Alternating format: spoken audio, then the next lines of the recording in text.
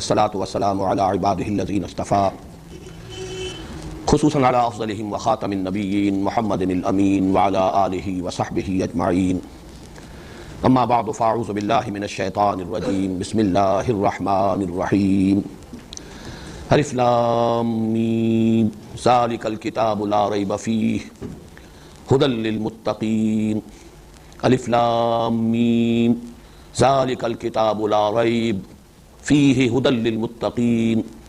الذين يؤمنون بالغيب ويقيمون الصلاة ومما رزقناهم ينفقون والذين يؤمنون بما أنزل إليك وما أنزل من قبلك وبالآخرة هم يوقنون أولئك على هدى من ربهم وأولئك هم المفلحون. صدق الله العظيم. رب اشرح لي صدري ويسر لي امري واحلل عقدة من لساني يفقهوا قولي. اللهم ربنا الهمنا رشدنا واعذنا من شرور انفسنا. اللهم ارنا الحق حقا وارزقنا اتباعه وارنا الباطل باطلا وارزقنا اجتنابه. اللهم ارحمنا بالقرآن العظيم واجعله لنا اماما ونورا وهدى ورحمة. اللهم ذكرنا منه ما نسينا وعلمنا منه ما جهلنا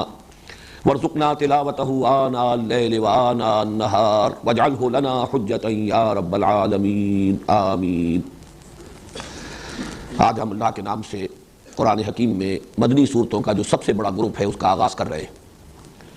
ذہن میں تازہ کر لیجئے کہ جو تلاوت کے 7 منزلیں یا 7 احزاب ہیں قرآن حکیم میں، ان میں سے پہلی منزل میں سورہ فاتحہ کے علاوہ 3 سورتیں مدنی شامل ہیں، سورہ بقرہ، سورہ آل عمران اور سورہ نساء. لیکن جو دوسرے 7 گروپ ہیں معنوی اعتبار سے جو تقسیم ہے، جن میں سے ہر گروپ میں پہلے 1 یا 1 سے زائد مکی اور اس کے بعد 1 یا 1 سے زائد مدنی صورتیں ہیں، ان کے اعتبار سے جو پہلا گروپ ہے اس کی مکی صورت سورہ فاتحہ ہے جو ہم پڑھ چکے، اور مدنی صورتیں 4 اس میں شامل ہیں، سورہ بقرہ، سورہ آل عمران، سورہ نساء، سورہ مائدہ. اگرچہ یہ جو گروپ ہے قرآن حکیم میں، ان میں حجم کے اعتبار سے سب سے بڑا گروپ جو ہے وہ تیسرا ہوگا، جو تقریباً 7.5 پاروں پر مشتمل ہے، اس لیے کہ اس کی مکی صورتیں 14 صورتیں ہیں، سورہ یونس سے شروع ہو کر سورہ مومنون تک. تو طویل ترین اور حجم کے اعتبار سے سب سے بڑا گروپ وہ ہے. لیکن اس اعتبار سے کہ مدنی صورتیں سب سے بڑی قرآن حکیم میں یہی 4 ہیں کہ جو اس جگہ پر یکجا آ رہی ہیں، اس اعتبار سے اس کا ایک خصوصی مقام اور خصوصی اہمیت ہے. یہ جو 4 مدنیات ہیں یہ 2 جوڑوں کی شکل میں ہیں. سورہ بقرہ، سورہ آل عمران ایک جوڑا ہے، سورہ نساء، سورہ مائدہ دوسرا جوڑا ہے. اس وقت صرف سرسری طور پر یہ بات نوٹ کر لیجئے، 2 علیحدہ علیحدہ جوڑوں کے لیے سب سے اہم علامت کیا ہے؟ پہلی دونوں صورتیں حروف مقطعات الف لام میم سے شروع ہو رہی ہیں، سورہ بقرہ بھی، سورہ آل عمران بھی. اس کے بعد کی دونوں صورتیں بغیر کسی تمہید کے، بغیر حروف مقطعات کے براہ راست شروع ہو جاتی ہیں. سورہ نساء کا آغاز ہو جاتا ہے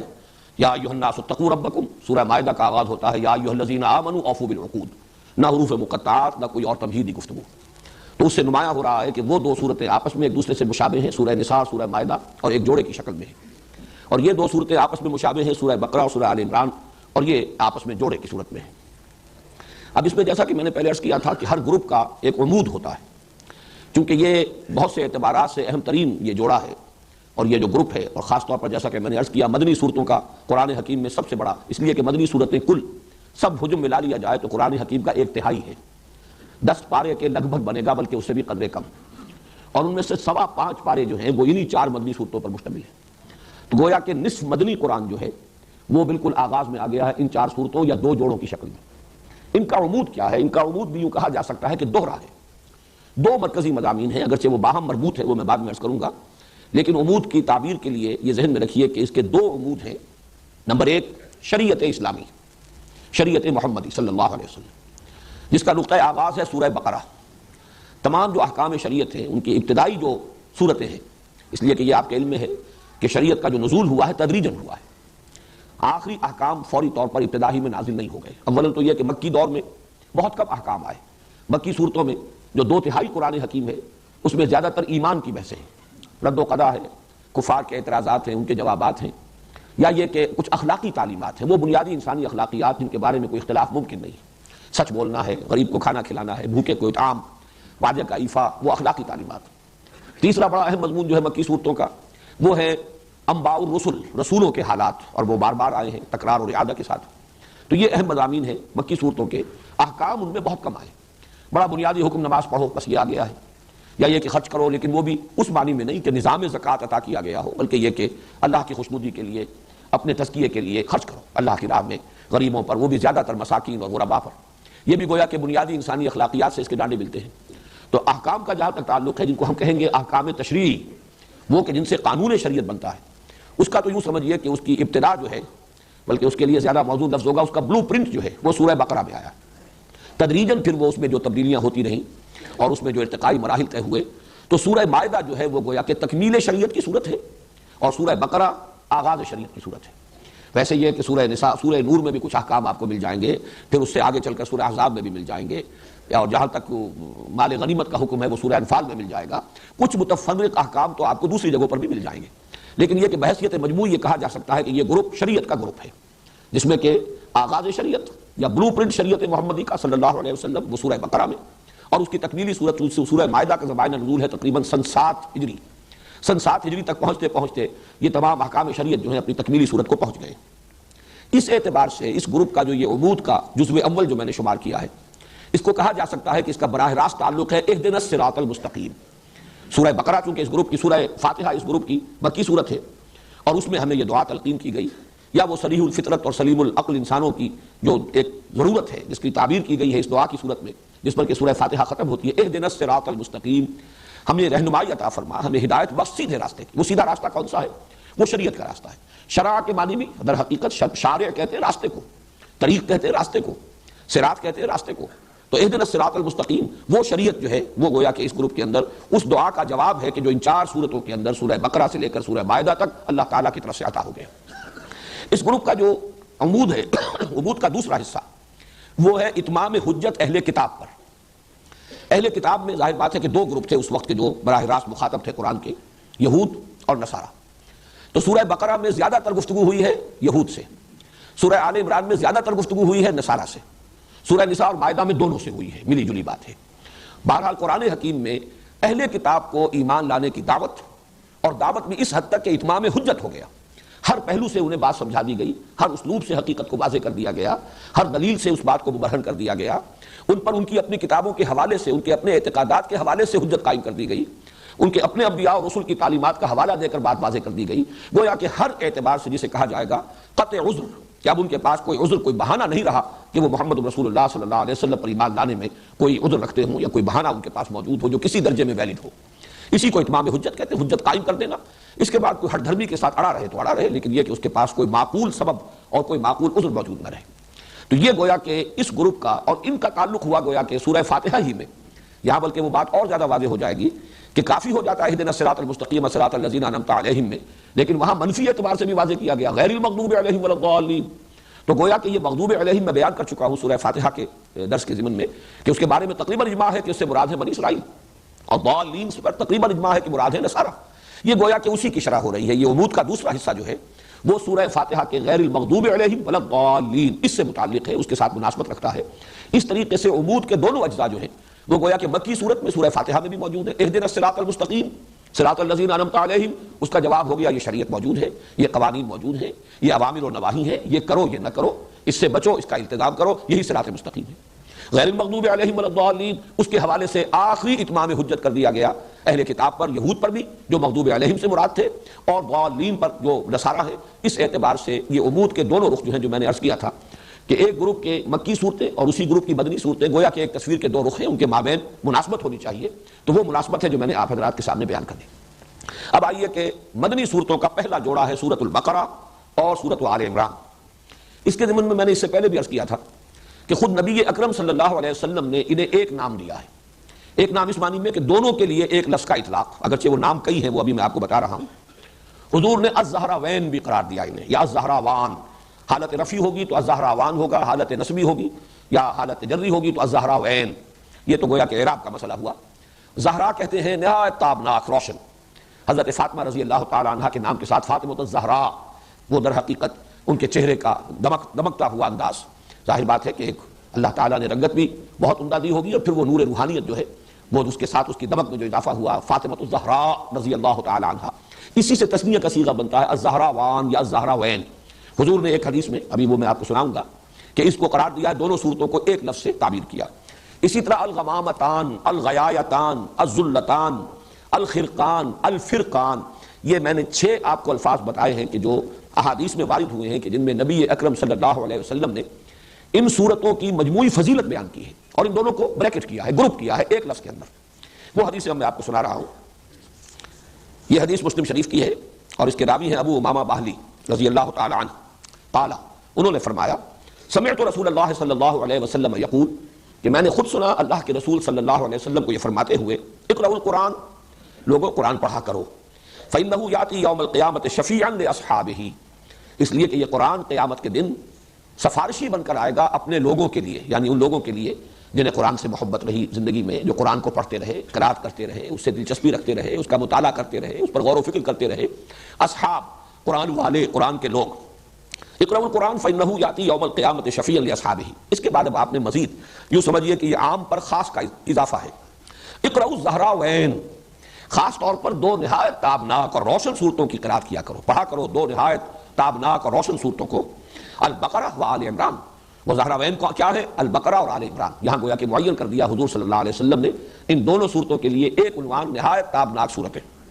فإنہما تأتیان یوم القیامت، اس لیے کہ یہ دونوں صورتیں قیامت کے روز ظاہر ہوں گی، آئیں گی قیامت کے دن۔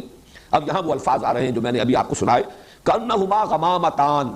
جیسے کہ وہ 2 بدلیے ہوں، غمامہ کہتے ہیں بدلی، ابر کی کیفیت، 2 بدلیوں کی صورت میں ظاہر ہوں گی۔ او غیایتان، یہ لفظ بھی اسی کے لیے ہے۔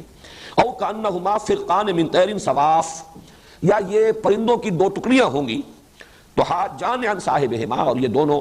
جھگڑیں گی، محاجہ کریں گی۔ محاجہ یہ ہوتا ہے کسی کی طرف سے مدافعت کرنے میں تکرار کر کے بات کرنا، دلیل پر دلیل دینا۔ تو جو بھی ان دونوں صورتوں سے خصوصی شغف رکھنے والے لوگ ہوں گے، وہ لوگ کہ جو ان دونوں صورتوں کو پڑھنے والے ہوں گے، ان سے محبت کرنے والے ہوں گے، صاحب ہما، ان دونوں سے تعلق رکھنے والے لوگ، ان کی طرف سے وہ جھگڑیں گی، وہ ان کی سفارش کریں گے۔ تو اس میں غمامتان، غیایتان، فرقان، یہ الفاظ، اور زہراوین، یہ الفاظ جو ہیں اس حدیث کے اندر آ گئے ہیں۔ یہ تو ہے مسلم شریف کی روایت، اور ایک اس میں جو دوسری روایت آئی ہے اس میں الفاظ یہ آئے ہیں، یہ روایت جو ہے یہ بھی مسلم شریف کی ہے، حضرت نواس بن سمعان رضی اللہ تعالی عنہ سے، قال سمعت رسول اللہ صلی اللہ علیہ وسلم یقول، وہ بھی فرماتے ہیں کہ میں نے خود سنا اللہ کے رسول صلی اللہ علیہ وسلم کو یہ فرماتے ہوئے، توتا یوم القیامت بالقرآن واہلہ، لائے جائیں گے قیامت کے دن قرآن بھی اور قرآن والے بھی، قرآن سے دلچسپی رکھنے والے، اللہ تعالی ہمیں ان میں شامل فرمائے۔ الذین کانوا یعملون بہ فی الدنیا، یعنی وہ لوگ جو اس پر عمل کرتے تھے دنیا میں، یعنی صاحب قرآن صرف پڑھنے کے معنی میں نہیں، صرف محبت کے معنی میں نہیں، الذین یعملون بہ فی الدنیا، دنیا میں جو اس پر عمل کرتے تھے قرآن پر، ان کو لایا جائے گا۔ تقدمہ سورۃ البقرہ و آل عمران، اور آگے آگے چل رہی ہوگی قرآن مجید، جب لایا جائے گا تو آگے آگے ان میں سورہ بقرہ اور سورہ آل عمران ہوگی۔ وضرب لهما رسول اللہ صلی اللہ علیہ وسلم ثلاثۃ امثال ما نسیتهن بعد، اس کے بعد راوی کہتے ہیں حضرت نواس بن سمعان رضی اللہ تعالی عنہ کہ اس کے بعد حضور نے ان دونوں صورتوں کے لیے کچھ تشبیہیں بیان کی کہ جن کو میں بھول نہیں سکا، یعنی اس قدر خوبصورت تشبیہیں حضور نے دی۔ وہ تشبیہ کیا ہے؟ کانہما غمامتان یا ذلتان سوداوان بینہما شرق، یہ دونوں صورتیں ایسے ظاہر ہوں گی قیامت کے دن جیسے کہ 2 بدلیاں ہیں، 2 بادل ہیں، اور وہ سیاہ رنگ کی ہیں، یعنی سایہ کر رہی ہوں گی اپنے پڑھنے والے اور محبت کرنے والے ہیں ان پر۔ ان کے درمیان ایک روشنی بھی ہوگی، 2 بدلیاں اسی طرح ظاہر ہوں گی، اگر وہ ملی ہوئی ہوں اور ان کے درمیان کوئی خلا نہ ہو جس میں روشنی آ رہی ہو تو وہ 2 علیحدہ نہیں ہوں گی۔ گویا کہ ان کے اندر معنوی اعتبار سے تسلسل بھی ہے، لیکن یہ کہ 2 صورتیں علیحدہ ہیں، سورہ بقرہ علیحدہ ہے، سورہ آل عمران ہے۔ او کانہما خرقان من طیر صواف، یا ایسے حضور نے تشبیہ دی کہ جیسے کبھی کبھی پرندوں کے جب جھنڈ کے جھنڈ آتے ہیں تو وہ اتنا، اگر وہ جھنڈ جو ہے وہ گہرا ہے کہ پھر وہ سائے اس کی وجہ سے ہو جاتا ہے اور وہ دھوپ کو روک لیتے ہیں اور سورج کو ڈھانپ لیتے ہیں، تو وہ گویا کہ اڑنے والے اور پروں کو پھیلانے ہوئے پرندوں کی ٹکڑیوں کے مانند ہوں گی۔ تو حاجان عن صاحبہما، اور یہ محاجہ کریں گی، سفارش کریں گی، جھگڑا کریں گی اپنے لوگوں کے بارے میں، ان کی طرف سے مدافعت کریں گی، ان کی وکالت کریں گی۔ یہ تو مسلم شریف کی روایت ہے، لیکن ترمذی میں اسی روایت کے جو الفاظ آئے ہیں، ما نسیتہن، وہ 3 تمثیلیں جو حضور نے بیان فرمائی جن کے بارے میں راوی کہتے ہیں حضرت نواس بن سمعان کہ میں ان کو بھول نہیں سکا، تو اس کی جو تشریح آئی ہے ترمذی کی روایت میں، قال یاتیان کانہما غیایتان بینہما شرق او کانہما غمامتان سوداوان او کانہما ذلتان من طیر صواف، 2 بدلیاں یا 2 ٹکڑیاں پرندوں کے 2 جھنڈ ہوں گے، تجادلان عن صاحبہما، اور وہ مجادلہ کریں گی، محاجہ کریں گی، مجادلہ کریں گی، جھگڑیں گی، مدافعت کریں گی اپنے لوگوں کی طرف سے۔ تو ان 2 روایات، بلکہ میں نے 3 روایات آپ کو سنائی ہیں، اس لیے کہ ایک روایت تو حضرت ابو امامہ باہلی سے ہے، دوسری روایت جو ہے وہ مسلم شریف میں بھی ہے، اگرچہ راوی ایک ہی ہے حضرت نواس بن سمعان، لیکن مسلم شریف میں اس کے الفاظ قدر مختلف ہیں اور ترمذی میں جو الفاظ آئے ہیں ان میں تھوڑا سا فرق ہے۔ ان سے ان دونوں صورتوں کی فضیلت بھی ظاہر ہوئی، اور نمبر دو یہ کہ ان کا جوڑا ہونا ثابت ہو گیا، اس لیے کہ ان دونوں کو بریکٹ کیا ہے حضور صلی اللہ علیہ وسلم نے ایک نام سے. جیسے میں نے اس سے پہلے کئی مرتبہ عرض کیا ہے کہ آخری دو صورتیں ان کے لیے تو ایک نام ایسا ہے کہ جو ہر شخص جانتا ہے، سورۃ الفلق اور سورۃ الناس معوذتین، یہ دو ایک نام جو ہے ہر شخص جانتا ہے. دو صورتیں ہیں لیکن دونوں کا مضمون ایک ہے، اس لیے انہیں معوذتین کہا جاتا ہے. لیکن اس کے بارے میں یہ لفظ جو ہے زیادہ عام نہیں ہے، حالانکہ حضور صلی اللہ علیہ وسلم نے کس اہتمام کے ساتھ ان دونوں صورتوں کو بھی اسی طریقے سے ایک جوڑا قرار دیا ہے. اب جو اس کے وجوہ ہیں اور جو مظہر ہیں جوڑے ہونے کے، نسبت زوجیت کے، ان پر ہم نگاہ ڈال لیں. میں نے کئی مرتبہ کیا ہے کہ یہ جو زوجیت ہے یا جوڑے ہونے کی نسبت ہے قرآن حکیم کی صورتوں میں، اس کے دو پہلو ہوں گے. بعض اعتبارات سے مشابہت بہت نمایاں ہوگی، اور بعض اعتبارات سے ایک ریسیپروکل نسبت ہوگی، عکسی نسبت ہوگی، یا ہم یوں کہہ سکتے ہیں کہ تکمیلی نسبت ہوگی کہ دونوں چیزیں مل کر ایک مضمون کو مکمل کر رہی ہوں، یا ایک مضمون کا ایک رخ ادھر آ گیا ہو اور ایک رخ اسی کا دوسری صورت میں آ گیا ہو. تو زوجین میں یہ دونوں چیزیں لازم ہیں. جیسے کہ ہم جانتے ہیں حیوانات کے اندر ایک نوع جو ہے اس کی جو دو جنسیں ہوں گی وہ ایک دوسرے سے بہت مشابہ ہوں گی. شیر اور شیرنی، ظاہر بات ہے کہ وہ ان کا اپنی ایک مشابہت ہے، 99% تو ان کے مشابہت کی شکل نظر آئے گی، بیل اور گائے. لیکن یہ کہ آپ کو معلوم ہے کہ کوئی بعض اعتبارات سے ان کا جسمانی نظام ایسا بنایا گیا ہے کہ وہ ایک مقصد کی تکمیل کرتے ہیں. فرق ہے لیکن وہ فرق ایسا نہیں ہے کہ جس کے مابین کوئی وحدت مقصد موجود نہ ہو، مقصد ایک ہے. اسی طریقے سے صورتوں میں جب آپ نسبت زوجیت کو تلاش کریں تو دو پہلو دیکھنے ہوں گے کہ ایک تو مشابہت کے پہلو کون سے، وہ نمایاں ہونے چاہیے. پھر کن اعتبارات سے یہ کمپلیمنٹری ہیں، کن اعتبارات سے یہ مل کر کسی مضمون کی تکمیل کرتی ہیں، وہ کون سے پہلو ہیں کہ جن میں سے کوئی ایک رخ جو ہے وہ ایک صورت میں آ گیا ہو اور دوسرا رخ دوسری صورت میں آ گیا ہو. ظاہر بات ہے یہ چیزیں تو تفصیل سے آئیں گی، ورنہ تو یہ خود بڑا لمبا موضوع اس وقت ہو جائے گا. تفصیل سے یہ چیزیں آئیں گی بعد میں جبکہ ہم ان صورتوں کا مطالعہ کریں گے. اس وقت یہ کہ تین چار چیزیں نوٹ کر لیجئے دونوں اعتبارات سے. جہاں تک مشابہت ہے، ایک بات تو بہت نمایاں جو میں پہلے عرض کر چکا کہ سورہ بقرہ بھی شروع ہو رہی ہے الف لام میم حروف مقطعات سے، اور سورہ آل عمران بھی شروع ہو رہی ہے الف لام میم حروف مقطعات سے. اس کے بعد آپ کو 20ویں پارے میں جا کر، 19ویں اور 20ویں پارے میں جا کر جو ہے یہ صورتیں چار ملیں گی. وہ چاروں مکی صورتیں ہیں جن کا آغاز ہوتا ہے الف لام میم سے. سورہ عنکبوت ہے، پھر سورہ روم ہے، سورہ لقمان ہے، سورہ سجدہ ہے. وہ چار صورتیں، ورنہ یہ کہ یہ شروع میں دو صورتیں ہیں اور یہ دونوں مدنی صورتیں ہیں. وہ چاروں صورتیں وہ مکی صورتیں ہیں. مدنی صورتوں میں یہ دو صورتیں ہیں کہ جو حروف مقطعات سے شروع ہوئی الف لام میم سے. دوسری مشابہت یہ کہ ان دونوں کے آغاز میں قرآن حکیم کی عظمت کی طرف خصوصی اشارہ ہے. آپ دیکھ رہے ہیں الف لام میم ذالک الکتاب لا ریب فیہ ھدی للمتقین، فوراً الف لام حروف مقطعات کے بعد، الف لام میم کے بعد قرآن مجید کی عظمت اور اس کے ہدایت ہونے کی طرف اشارہ. بالکل یہی انداز، بلکہ اس سے بھی زیادہ شاندار اور پرجلال انداز میں یہی مضمون آ رہا ہے سورہ آل عمران میں الف لام میم، اور اس کے بعد جو ہے نزل علیک الکتاب بالحق مصدقا لما بین یدیہ وانزل التوراۃ والانجیل من قبل ھدی للناس وانزل الفرقان. اتاری اللہ نے اے نبی اے محمد صلی اللہ علیہ وسلم آپ پر یہ کتاب حق کے ساتھ جو تصدیق کرتے ہوئے آئی ہے اس کی کہ جو اس کے سامنے موجود ہے، اور اسی نے اتاری تھی تورات اور انجیل اس سے قبل لوگوں کے لیے ہدایت نامہ بنا کر، اور اس نے ہی اتارا ہے الفرقان. تو یہ بھی مشابہت کا ایک پہلو ہے. تیسرا بہت نمایاں پہلو مشابہت کا جو ہے وہ اختتام پر آتا ہے. سورہ بقرہ کی، اور یہ بھی چیزیں وہ ہیں کہ جو عام طور پر میں سمجھتا ہوں، توقع رکھتا ہوں کہ اکثر حضرات کے سامنے ہوں گی، صرف اس وقت اشارہ کر دینا کافی ہے. سورہ بقرہ کے اختتام پر بھی ایک دعا آئی ہے نہایت عظیم،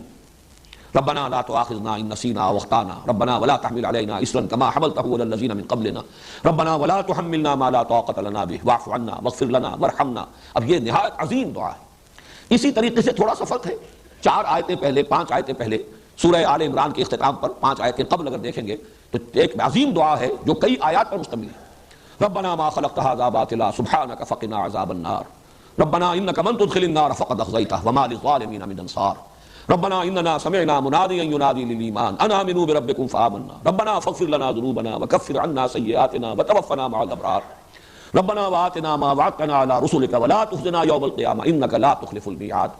دونوں آیتیں ویسے اگر آپ دیکھیں گے تو حجم کے اعتبار سے یہ دونوں دعائیں تقریباً برابر ہیں، اگرچہ یہ کہ سورہ بقرہ کی وہ ایک ہی آیت ہے اور یہاں متعدد آیات ہیں، لیکن حجم کے اعتبار سے زیادہ فرق نہیں ہے. نہایت جامع، نہایت عظیم یہ آیات یہ ہیں، دعائیں ہیں کہ جن پر سورہ بقرہ بھی ختم ہو رہی ہے، سورہ آل عمران ختم ہو رہی ہے. تو مشابہت کے پہلو سے میں سمجھتا ہوں کہ صرف ان 3 چیزوں کو سامنے رکھیے. اب جو مقاسمت کا یہ تقسیم جو ہے کہ ایک ہی مضمون کے، ایک ہی شے کے 2 رخ، 2 پہلو ہو اور وہ ان میں تقسیم ہو گئی ہو کہ ایک پہلو آ رہا ہو ایک صورت میں، دوسرا پہلو جو ہے اس پر بحث ہوئی ہے دوسری صورت میں، اس کو نوٹ کر لیجئے. 4 چیزیں. سب سے نمایاں بات تو یہ جو میں پہلے عرض کر چکا ہوں کہ سورہ بقرہ میں نہایت مفصل گفتگو ہوئی ہے، دعوت بھی دی گئی، اتمام حجت بھی کیا گیا، اور جس کو کہتے ہیں کہ قرارداد جرم بھی ان پر، فرد قرارداد جرم وہ بھی عائد کر دی گئی. فرد جرم وہ ہے یہود، بنی اسرائیل، یہود سے خطاب کر یا بنی اسرائیل اذکروا نعمتی التي انعمت علیکم. لیکن سورہ آل عمران میں یہی معاملہ نصارہ کے ساتھ ہے. ان کی سب سے بڑی گمراہی تثلیث کا عقیدہ، الوہیت مسیح علیہ السلام کا عقیدہ، تو اس میں آپ دیکھیں گے کہ بڑی تفصیل کے ساتھ اس عقیدے کی نفی کی گئی ہے۔ تو یہ گویا کہ اب یہ دونوں مل کر ایک مضمون کی تکمیل کر رہے ہیں، دعوت اور اتمام حجت یہود پر سورہ بقرہ میں اور نصارہ پر سورہ آل عمران میں۔ اسی طریقے سے انفاق مال یا جہاد بالمال، اس پر جامع ترین مقام، نہایت مفصل مقام، نہایت تاکیدی حکم یہ سورہ بقرہ میں ہے۔ اور قتال، جہاد بالنفس، جانیں ہتھیلی پر لے کر میدان میں آ جانا، یہ ہے کہ جس کا بڑی زیادہ شرح و بسط کے ساتھ یہ مضمون آیا ہے یہ سورہ آل عمران میں۔ آپ کو معلوم ہے کہ یہ قرآن حکیم کے اندر جہاد کا لفظ جہاں بھی آتا ہے بالمال والنفس، جاہدوا فی سبیل اللہ باموالکم وانفسکم، جہاد بالمال یہ ہے اللہ کی راہ میں، اللہ کے دین کے لیے، اس کے غلبے کے لیے، اس کی دعوت کے لیے مال خرچ کرنا، اور جان لگا دینا، قتال اس کی بلند ترین شکل ہے کہ نقد جان ہتھیلی پر رکھ کر ایک شخص میدان میں آ گیا ہے، اپنی جان نثار کرنے کے لیے تیار ہے۔ تو یہ گویا کہ ایک ہی مضمون، جیسے وہ مضمون ایک تھا اتمام حجت اور دعوت اہل کتاب کو، دو حصوں میں تقسیم ہو گیا، یہود سورہ بقرہ میں، نصارہ سورہ آل عمران میں، جہاد فی سبیل اللہ، جہاد بالمال سورہ بقرہ میں، اور جہاد بالنفس اور قتال فی سبیل اللہ یہ سورہ آل عمران میں۔ اسی طرح یہ ذرا ایک لطیف بات ہے، سورہ بقرہ میں زیادہ زور اور زیادہ ایمفیسس ایمان پر ہے، جبکہ سورہ آل عمران میں آپ دیکھیں گے زیادہ زور، زیادہ ایمفیسس اسلام پر ہے۔ اب یہ بھی حقیقت کے اعتبار سے ایک ہی شے ہے، ایمان ایک باطنی کیفیت ہے، یقین کی ایک کیفیت ہے، وہ دل کے اندر ہے، وہ باطن میں ہے انسان کے، اور اسلام اسی کا ظہور خارجی ہے۔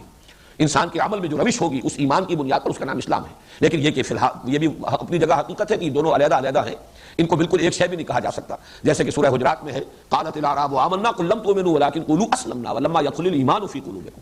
یہ بدو کہہ رہے ہیں، دعویٰ کر رہے ہیں، مدعی ہیں کہ ہم ایمان لے آئے، نبی ان سے کہہ دیجئے تم ایمان ہرگز نہیں لائے ہو، بلکہ یوں کہو کہ ہم اسلام لے آئے، ابھی تک ایمان تمہارے دلوں میں داخل نہیں ہوا۔ تو آپ دیکھیں گے کہ سورہ بقرہ میں شروع میں بھی یؤمنون بالغیب الذین یقیمون الصلاۃ ومما رزقناہم ينفقون والذین یؤمنون بما انزل الیک وما انزل من قبلک وبالآخرۃ ہم یوقنون۔ پھر 21ویں رکوع میں جا کر بالکل وسط میں پھر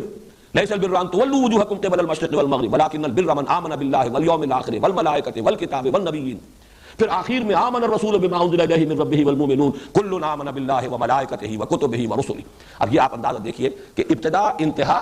اور درمیان میں یہ تینوں جگہ پر ایمان کے بارے میں اہمیت کے ساتھ گفتگو ہو رہی ہے۔ اسلام کے بارے میں آپ کو یہی انداز نظر آئے گا سورہ آل عمران میں، ان الدین عند اللہ الاسلام، اور آگے چل کر ومن یبتغ غیر الاسلام دینا فلن یقبل منہ، وہاں اسلام پر زیادہ ایمفیسس ہے، یہاں ایمان پر زیادہ ہے۔ ایک اور بات نوٹ کیجئے کہ ایمان کے بھی قرآن مجید میں دو مظہر قرار دیے گئے ہیں عملی۔ ایمان اگر اندر ہے تو اس کا ظہور جب انسان کے عمل میں ہوگا، اس کے دو اہم مظاہر ہیں علیحدہ علیحدہ۔ ایک مظہر ہے نماز، روزہ، تقوی، خشوع، خضوع، ذکر کے اندر لذت کا آنا، ایک ہے جہاد، قتال، اللہ کی راہ میں تکلیفیں اٹھانا، صبر، مصابرت، ایثار، قربانی، میدان میں آنا، مقابلہ کرنا، باطل سے پنجہ آزمائی کرنا، یہ دو ہیں رخ عمل کے، ایمان کے نتیجے میں یہ دو مظاہر ہیں۔ اب آپ دیکھیے کہ اس میں بھی تقسیم ہے۔ سورہ بقرہ کے آغاز میں یہ آیا ھدی للمتقین الذین یؤمنون بالغیب ویقیمون الصلاۃ ومما رزقناہم ينفقون والذین یؤمنون بما انزل الیک وما انزل من قبلک وبالآخرۃ هم یوقنون اولئک علی ھدی من ربہم واولئک هم المفلحون۔ ایک رخ یہاں بیان کر دیا گیا۔ سورہ آل عمران میں دوسرا رخ آ رہا ہے، چنانچہ آخری رکوع کی جو ابھی میں نے آپ جس کی طرف میں اشارہ کر رہا تھا، وہ عظیم دعا کے بعد فاستجاب لهم ربهم انی لا اضیع عمل عامل منکم من ذکر و انثی فالذین ہاجروا واخرجوا من دیارهم وأوذوا في سبیلی وقاتلوا وقتلوا لأکفرن عنهم سیئاتهم ولأدخلنهم جنات تجری من تحتها الانہار۔ اور پھر آخری آیت جو ہے وہ بھی اسی مضمون کو نمایاں کر رہی ہے، یا ایھا الذین آمنوا اصبروا وصابروا ورابطوا واتقوا اللہ لعلکم تفلحون۔ صبر، مصابرت، یہ ہے اصل میں وہ چیزیں کہ جن کو نمایاں کیا گیا ہے۔ اللہ کی راہ میں جنگ، تکلیفوں کا جھیلنا، گھر بار چھوڑ دینا، مصائب کو برداشت کرنا، قتال کرنا، قتل کرنا بھی، قتل ہونا بھی، یہ ہے ایمان کا دوسرا مظہر۔ سورہ آل عمران کے اختتام پر یہ دوسرا پہلو، سورہ بقرہ کے آغاز میں پہلا پہلو، اور اسی کی ایک مثال ہے بہت ہی نمایاں قرآن حکیم میں سورہ انفال میں یہ دونوں پہلو جمع کیے گئے ہیں، لیکن اس طور سے کہ شروع میں یہ سورہ بقرہ والا پہلو ہے، اور فرمایا گیا وہ لوگ جب اللہ کا نام لیا جائے تو ان کے دل لرز جاتے ہیں، نماز قائم کرتے ہیں، یہ ساری کیفیات جو ہیں وہ شروع میں آئی، اور فرمایا گیا اولئک ھم المؤمنون حقا، یہ لوگ ہیں حقیقی مومن، سچے مومن۔ آخر میں آیا جو اللہ کی راہ میں جہاد کرتے ہیں، قتال کرتے ہیں، وہ لوگ جنہوں نے نصرت کی، انصار، وہ لوگ جنہوں نے ہجرت کی، یہ لوگ اولئک ھم المؤمنون حقا، یہ لوگ ہیں کہ جو سچے مومن ہیں۔ معلوم ہوا کہ یہ تصویر مومن کی شخصیت کی تصویر جو ہے اس کے دو رخ ہیں، دونوں کی تکمیل سے مومن کی شخصیت کا حیولہ صحیح طور پر سامنے آتا ہے، ورنہ وہ یک رخا رہ جائے گا۔ ایک رخ وہ ہے جو خانقاہوں میں نظر آتا ہے، وہاں وہ جہاد اور قتال نہیں ہے، اللہ کی راہ میں باطل سے پنجہ آزمائی نہیں ہے، لیکن مراقبے ہیں، اور وہاں بھی ظاہر بات ہے کہ بہت مجاہدے تو ہوتے ہیں، نفس کشی ہوتی ہے، اور وہ مخالفت نفس کے اندر مبالغے بھی ہوتے ہیں، لیکن دوسرا رخ نہیں ہے۔ اور ایک یہ ہو سکتا ہے کہ مرد میدان تو ہو، لیکن یہ کہ وہ سوز کی کیفیت جو ہے، سوز و ساز رومی جسے کہا اقبال نے، کبھی سوز و ساز رومی کبھی پیچ و تاب راضی، اگر وہ باطنی سوز نہیں ہے، وہ حب نہیں ہے، محبت نہیں ہے اللہ کی اور اس کے رسول کی، تو معلوم ہوگا کہ کھوکھلی سی ایک چیز ہے۔ یہ دونوں چیزیں مل کر در حقیقت بندہ مومن کی شخصیت کی تصویر کی تکمیل کرتی ہے۔ اور یہاں جیسا کہ میں نے عرض کیا، سورہ بقرہ کے آغاز میں ایک رخ نماز، زکوٰۃ، ایمان، یقین، خشیت، تقوی، آخرت کا یقین، اور دوسرا رخ جہاد، قتال، ہجرت، مصابرت، صبر، یہ دوسرا رخ ہے جو سورہ آل عمران میں آیا۔ صرف اسی پر فی الحال اتفاق کریں، اس کے بعد یہ ہے کہ جب ہم ان دونوں صورتوں کا مطالعہ تفصیل سے کریں گے تو یہ اور نکھرتا چلا جائے گا کہ کس طرح یہ دونوں صورتیں مل کر مضمون کی تکمیل کرتی ہیں۔ یہ صورتوں میں نسبت زوجیت کی ایک نہایت کامل مثال ہے، اور اس کے لیے دلیل میرے پاس سب سے بڑی، اس لیے کہ ہمارے لیے تو سب سے بڑی دلیل محمد الرسول اللہ صلی اللہ علیہ وسلم کا فرمایا ہوا ہے۔ جس طریقے سے آخری دونوں صورتیں معوذتین ایک نام میں جمع کی گئیں، اسی طریقے سے ان صورتوں کے لیے حضور نے الزہراوین، الغمامتین، الغیایتین، الذلتین، الخرقین، الفرقین، یہ تمام الفاظ تثنیہ کے اس لیے استعمال کیے کہ بات واضح ہو جائے کہ یہ دونوں صورتیں جو ہیں یہ مل کر ایک مضمون کی تکمیل کرتی ہیں اور یہ آپس میں جوڑے کی نسبت رکھتی ہیں۔ اب آئیے سورۃ البقرہ۔ سورۃ البقرہ کے بارے میں بھی تمہیدی مضامین ہو جائیں، اس کے بعد ہم سلسلے وار لفظ بلفظ مطالعہ شروع کریں گے۔ سب سے پہلی چیز اس سورہ مبارکہ کے لیے اس کی عظمت، ایک تو عظمت دونوں کی مشترک جو ہے وہ تو میں حدیثیں آپ کو سنا چکا، سورہ بقرہ، سورہ آل عمران مشترک طور پر زہراوین ان کی جو عظمت ہے، لیکن یہ ہے کہ سورہ بقرہ کے بارے میں نبی اکرم صلی اللہ علیہ وسلم کی دو احادیث آپ کو سنانا چاہتا ہوں۔ دونوں ترمذی سے ہیں اور دونوں کے راوی حضرت ابو ہریرہ رضی اللہ تعالی عنہ، عن ابی ہریرہ رضی اللہ تعالی عنہ ان رسول اللہ صلی اللہ علیہ وسلم قال لکل شیء سنام وسنام القرآن سورۃ البقرہ وفیہا آیۃ ہی سیدۃ آی القرآن آیۃ الکرسی۔ حضور نے فرمایا ہر شے کی ایک چوٹی ہوتی ہے، ایک کوہان، جیسے اونٹ کی کے وجود میں وہ کوہان جو ہے بڑا نمایاں ہوتا ہے، ایسے ہی ہر شے میں، جس کو آپ انگریزی میں کلائمیکس سے تعبیر کرتے ہیں، ہر شے کا ایک کلائمیکس ہے، ہر شے کا ایک نقطہ عروج ہے، ہر شے کی ایک چوٹی ہے، اور قرآن کی چوٹی سورہ بقرہ ہے۔ اور اس میں ایک آیت تو وہ ہے کہ جو تمام آیات قرآنیہ کی سردار ہے، اور وہ آیت الکرسی ہے۔ واقعہ ہے کہ آیت الکرسی وہ تو عظیم ترین آیت ہے، بلکہ یہ کہ اس کے بارے میں بھی حضور نے بالکل وہی بات کہی ہے جو سورہ اخلاص کے بارے میں کہی ہے۔ سورہ اخلاص کو حضور نے قرار دیا کہ یہ ربع قرآن ہے، قرآن ثلث قرآن، چوتھائی حصہ قرآن کا، اور آیت الکرسی کو بھی ربع قرآن قرار دیا۔ اس اعتبار سے اس کی بڑی عظمت ہے۔ دوسری حدیث ہے وہی حضرت ابو ہریرہ رضی اللہ تعالیٰ عنہ سے کہ حضور نے ارشاد فرمایا ان بیت الذی تقرأ فیہ البقرۃ لا یدخلہ الشیطان، وہ گھر کے جس میں سورہ بقرہ کی تلاوت کی جاتی ہو اس میں شیطان داخل نہیں ہو سکتا۔ وہ گویا کہ ایک حصار کا اور حفاظت کا اور دفاع کا کام جو ہے فریضہ سر انجام دیتی ہے۔ یہ سورہ بقرہ جس گھر میں کہ اس کے پڑھنے کا اہتمام ہوتا ہو، انتظام ہوتا ہو، بار بار پڑھا جاتا ہو، اس کا چرچا ہوتا رہتا ہو، تو جو شیطان ہے وہ اس سے بھاگتے ہیں۔ زمانہ نزول کے بارے میں نوٹ کر لیجئے کہ یہ سورہ مبارکہ ظاہر بات ہے کہ 40 رکوعوں پر مشتمل ہے۔ آیات کے اعتبار سے تقریباً ہمارے ہاں جو مصحف ہیں ان میں تو 286 کا حصہ ہی آپ کو ملے گا، 286 آیات۔ البتہ مختلف قراءتوں کے اعتبار سے ایک ایک کا فرق ہے، بعض حضرات کے نزدیک 285 آیات بھی شمار میں آتی ہیں اس کی، اور بعض کے نزدیک جو ہے 287 بھی ہے، لیکن یہ کہ تقریباً اجماع جو ہے وہ 286 کی عدد پر ہے۔ لیکن وہ صرف گنتی کا فرق ہے، یہ نہیں ہے کہ کسی آیت کے بارے میں اختلاف ہو کہ وہ قرآن کا حصہ ہے یا نہیں۔ کہیں کسی جگہ پر ایک گنتی ہو جاتی ہے آیت کی اور کسی جگہ پر نہیں ہوتی۔ یہ سورہ فاتحہ میں بھی میں بیان کر چکا ہوں۔ بعض حضرات کے نزدیک یہ صراط الذین انعمت علیہم غیر المغضوب علیہم ولا الضالین یہ ایک ہی آیت ہے، لیکن یہ کہ اکثر حضرات کے نزدیک، اور چونکہ میں نے اس کو وہ جو حضور صلی اللہ علیہ وسلم نے حدیث قدسی ہمیں سنائی ہے کہ اللہ فرماتے ہیں کہ میں نے صلاۃ کو اپنے مابین 2 حصوں میں تقسیم کر لیا، اس کے حوالے سے میرے نزدیک تو گویا کہ یہ بات بالکل ثابت ہے کہ یہ دونوں آیات علیحدہ ہیں۔ صراط الذین انعمت علیہم علیحدہ آیت ہے، غیر المغضوب علیہم ولا الضالین علیحدہ آیت ہے۔ اس وقت صرف حوالہ دے رہا ہوں کہ متن میں کوئی فرق نہیں ہے، الفاظ میں کوئی کمی بیشی نہیں ہے، صرف یہ کہ گنتی کے اعتبار سے تقریباً اجماع ہے کہ سورہ بقرہ کی آیات 286 ہیں، لیکن بعض قراء جو ہے اسے 285 شمار کرتے ہیں، بعض کے نزدیک 287۔ اب اتنی طویل صورت یہ اس پر اجماع ہے کہ یہ بیک وقت نازل نہیں ہوئی۔ بعض طویل صورتیں بھی ایسی ہیں جن کے بارے میں روایات سے معلوم ہوتا ہے کہ بیک وقت نازل ہوئی، مثلا سورہ انعام، اگرچہ وہ بڑی طویل صورت ہے، 20 رکوع اس کے ہیں، ویسے یہ کہ اس سے اس اعتبار سے اگر رکوعوں کی تعداد دیکھی جائے تو نصف ہے، اس سے کم نہیں ہے۔ اس کے بارے میں روایات ہے کہ وہ بیک وقت نازل ہوئی ہے، اور حضرت جبرائیل علیہ السلام جب اسے لے کر نازل ہوئے ہیں تو 70,000 فرشتے ان کے جلوہ میں تھے۔ یہ اس کی خاص شان ہے، جب سورہ انعام ہم پڑھیں گے تو انشاءاللہ پھر اس کی فضیلت کے ضمن میں جو روایات آئی ہیں وہ میں آپ کو سناؤں گا۔ یہ جو صورت ہے یہ ایک وقت میں نازل نہیں ہوئی، البتہ تقریباً اس پر اجماع ہے کہ ہجرت کے متصلاً بعد، ہجرت کے فوراً بعد سے شروع ہو کر اور غزوہ بدر سے پہلے تک جو قرآن حکیم کی آیات نازل ہوئی ان سب کو حضور صلی اللہ علیہ وسلم نے اس سورہ مبارکہ کی شکل میں جمع کرایا۔ یہ وقتاً فوقتاً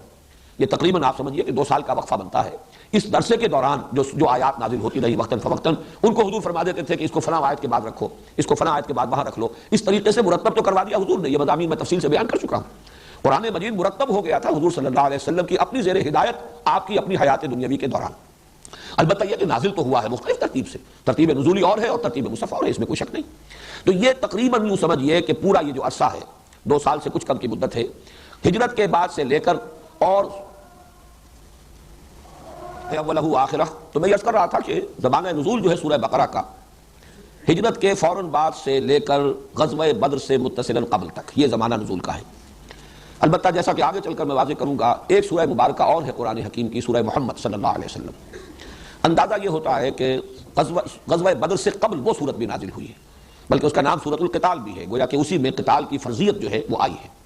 اس اعتبار سے سورہ بقرہ اور ادھر وہ سورہ محمد صلی اللہ علیہ وسلم، ان دونوں کو جمع کر لیجئے تو قرآن مجید کا یہ حصہ وہ ہے کہ جو ہجرت کے بعد سے لے کر اور غزوہ بدر سے پہلے تک نازل ہوا۔ اس میں سورہ محمد کے بارے میں صلی اللہ علیہ وسلم بعد میں بات کر لیں گے، اس وقت جو ہے اس کو نوٹ کر لیجئے کہ اس سورہ مبارکہ کا زمانہ نزول یہی ہے۔ البتہ استثناءات ہیں، ان استثناءات میں سے 2 آیتیں تو وہ ہیں کہ جو سورہ بقرہ کے آخر میں ہیں، ان کو کہا جا سکتا ہے کہ مکیات ہیں، اس پہلو سے کہ ہجرت سے پہلے حضور کو یہ عطا ہو گئی، اور ان کی خصوصی شان یہ ہے کہ بقیہ قرآن تو آسمان سے زمین پر نازل ہوا ہے، حضور صلی اللہ علیہ وسلم نے سیر کیا ہے، اس زمین پر جب آپ تھے۔ وہ 2 آیتیں آپ کو عطا کی گئی ہیں جبکہ شب معراج میں آپ خود آسمان پر تشریف لے گئے تھے۔ یہ امت کے لیے عظیم ترین تحفہ ہے جو اللہ تعالیٰ نے شب معراج میں حضور صلی اللہ علیہ وسلم کو عطا فرمایا۔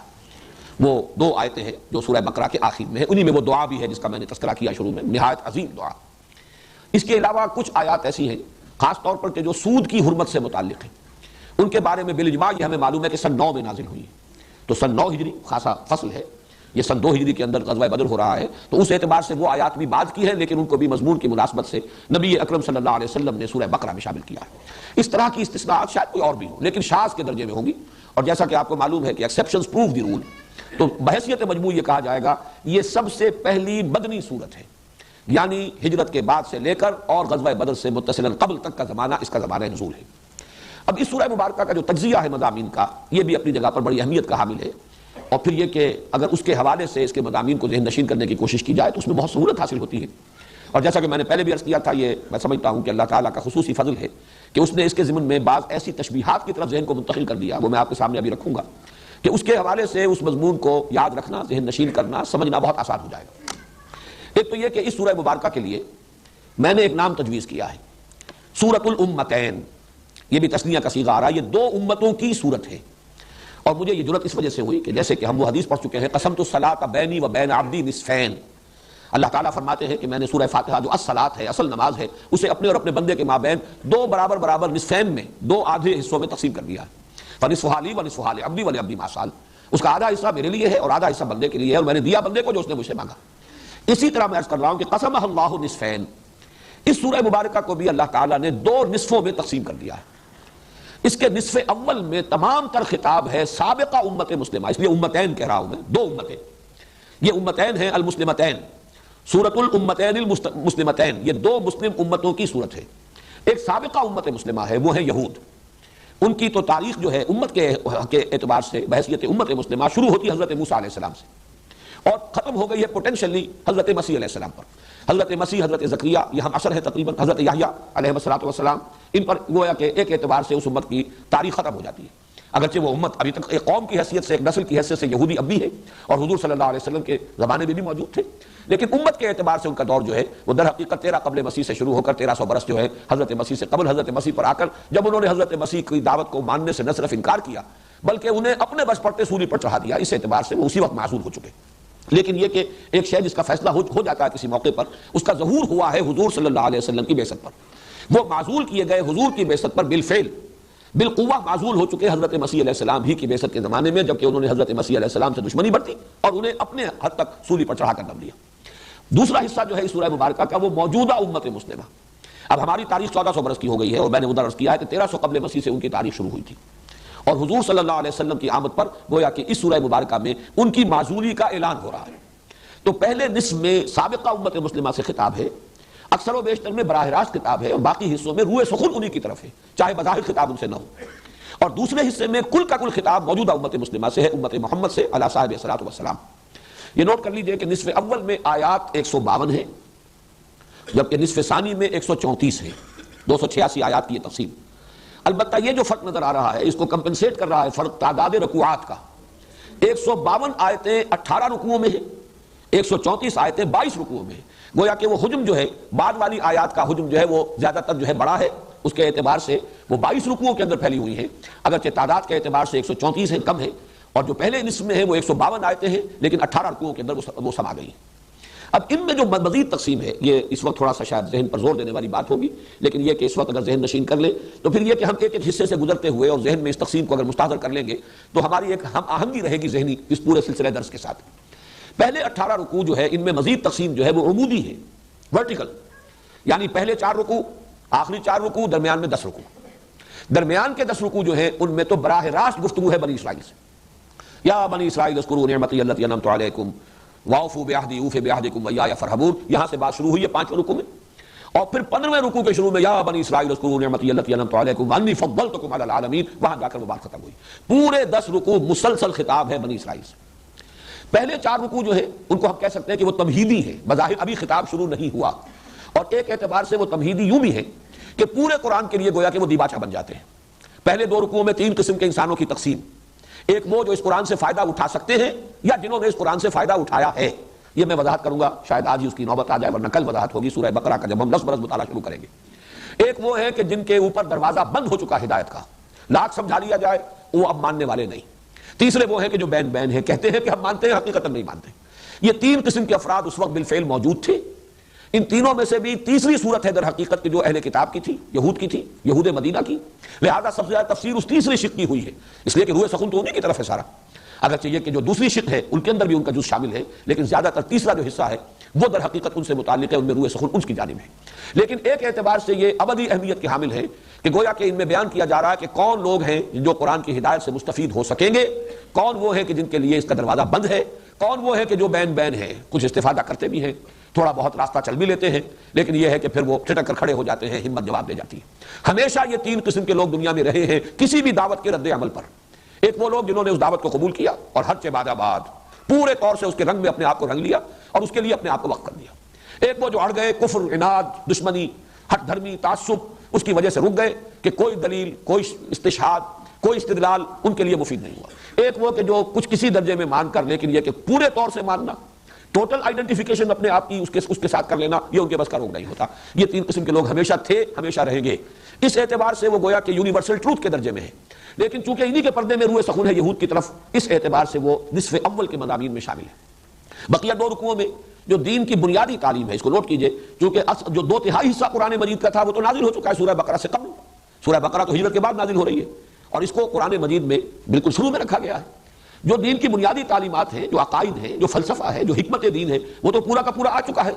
مکی صورتوں میں۔ تو ضرورت پیش آئی اور یا حکمت خداوندی کا یہ تقاضا ہوا کہ اس کا خلاصہ اس سورہ بقرہ کے آغاز میں رکھ دیا جائے، تاکہ ایک عام قاری جب اسے پڑھ رہا ہو تو اس کے سامنے وہ مکی قرآن کے مضامین کا خلاصہ آ جائے، پھر وہ آگے بڑھے۔ تو 4 رکوع جو ابتدائی ہیں وہ اس اعتبار سے تمہیدی ہیں۔ 4 رکوع جو بعد کے ہیں، یعنی 4 کے بعد 10 رکوع میں براہ راست خطاب ہوگا بنی اسرائیل سے، آخری 4 رکوعوں میں یہ ٹرانزیشن ہے کہ اب